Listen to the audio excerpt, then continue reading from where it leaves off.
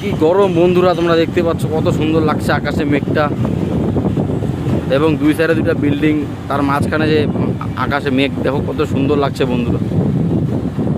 ভিডিওটা যদি ভালো লাগে বন্ধুরা একটা লাইক করো। দেখতে পাচ্ছ মনে হচ্ছে আকাশের বুক চিরে চিরে মেঘ বেরিয়ে গেছে, দেখো বন্ধুরা।